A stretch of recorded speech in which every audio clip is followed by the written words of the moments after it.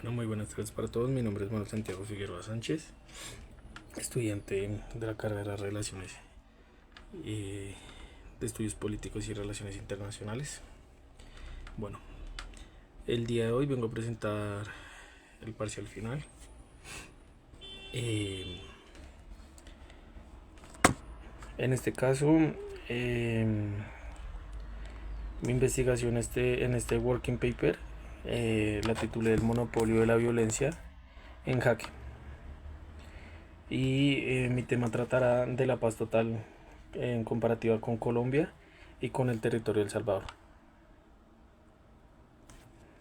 Bueno, primero la contextualización del fenómeno político actual. América Latina es el epicentro de la drástica reconfiguración del poder armado no estatal. Para entender por qué elegí este tema, basta con asomarse un poco a nuestro portafolio de noticias que se construye semana a semana.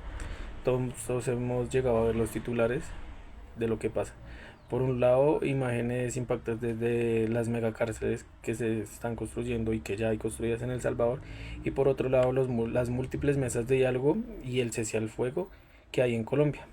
Nuestra región Latinoamérica está atravesando un momento crítico, ya que por los grupos armados, los cárteles ilegales y las pandillas que hay en varias ciudades, estas se están disputando prácticamente diariamente el control de las calles, de la economía y ponen en riesgo la vida de muchos y miles de ciudadanos.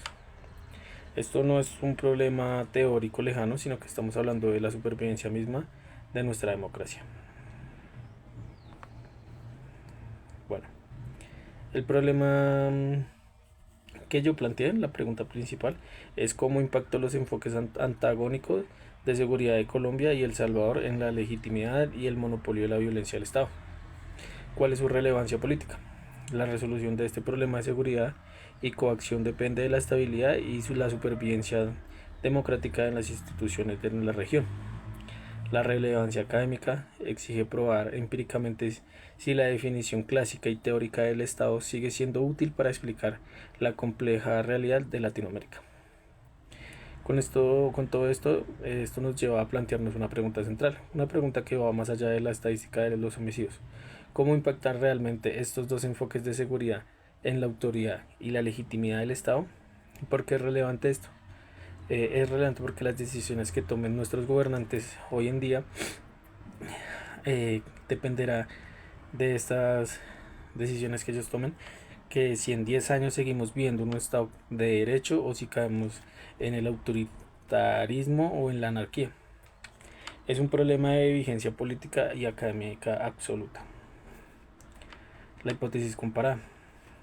En este caso comparamos la forma como en El Salvador se recupera el monopolio físico de la violencia con el monopolio físico de la violencia en el territorio, pero erosiona severamente la legitimidad racional legal, mutando el Estado hacia una autoridad carismática centralizada y altamente represiva. En cuanto a Colombia, este busca construir una nueva legitimidad por consenso mediante el diálogo, pero genera varios vacíos de poder inmediatos y arriesga la cesión del monopolio físico territorial a estructuras de gobernanza criminal. En nuestra hipótesis, la brújula de este documento es fascinante y a la vez preocupante, ya que sostenemos que a pesar que Colombia y El Salvador están tomando caminos diametralmente opuestos, ambos enfrentan riesgos gravísimos, ya que El Salvador está recuperando su territorio a la fuerza, pero a costa de sacrificar su legitimidad legal y sus garantías democráticas. En cuanto a Colombia, en cambio, este busca una legitimidad hermosísima, basada en el consenso y la paz, pero en este proceso corre el riesgo de ceder el control físico de sus regiones, modelos divergentes, pero con un riesgo convergente de debilitamiento de la estructura estatal. El marco referencial. Bueno, ahora para que no se entiendan perfectamente, nos vamos a basar en la teoría política de Max Weber, ya que este nos da la clave de la definición de un Estado moderno. El Estado moderno, a través de su capacidad para ejercer el monopolio de la violencia física, legítima, física y legítima, ambas palabras son indispensables. Si cruzamos esta visión de Weber con conceptos contemporáneos como la gobernanza criminal, ¿qué es lo que pasa cuando el Estado desaparece y el criminal se vuelve el alcalde o el juez del barrio? Y contrastamos la Constitución del 91 con el régimen de excepción salvadoreño. Obtenemos un marco de análisis robusto. En el marco metodológico nos quisimos inventar la rueda, pero sin ser muy rigurosos. Aplicamos un análisis político comparado de corte cualitativo, revisamos documentos de política pública de ambos gobiernos, cruzamos estadísticas y leímos a todos los expertos. Elegimos comparar estos dos países justamente porque representan los dos extremos del espectro en América, lo que nos permite aislar muy bien qué está fallando y qué está funcionando en cada modelo. Bueno, El Salvador en coerción, el plan de control territorial. La reducción histórica de homicidios frente a un drástico aumento carcelario se logra la concentración absoluta de las fuerzas físicas, pero mutando hacia dominación carismática que erosiona profundamente la legitimidad racional legal del Estado.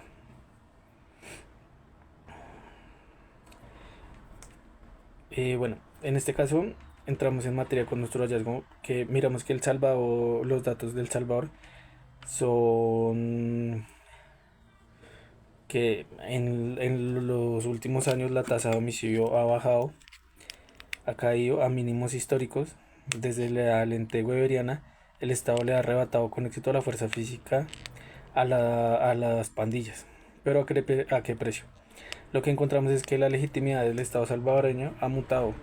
Ya no se sabe no se basa en el respeto a las leyes y el debido proceso, lo que Weir llamaría la autoridad racional legal, sino que se ha transformado en una dominación carismática profundamente dependiente de los resultados inmediatos de un líder sostenido por un régimen de excepción, ya que parece permanentemente el Estado recupera el músculo, pero está perdiendo la balanza de la justicia. En cuanto a Colombia, en este caso, Colombia, la política de la paz total es un esfuerzo loable por integrar a los alzados en armas al pacto social. Pero ¿qué nos dice la evidencia empírica?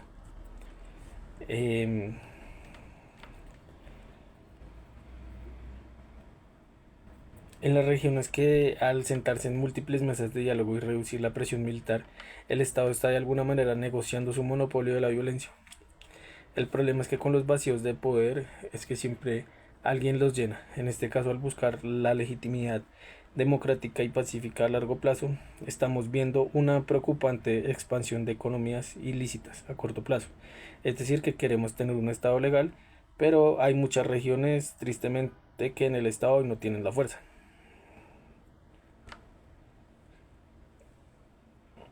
Bueno, el dilema de la seguridad. Sin la fuerza física, el Estado deja de ser Estado. Pero sin legitimidad, el uso de esa fuerza se convierte en una simple aparatosa opresión.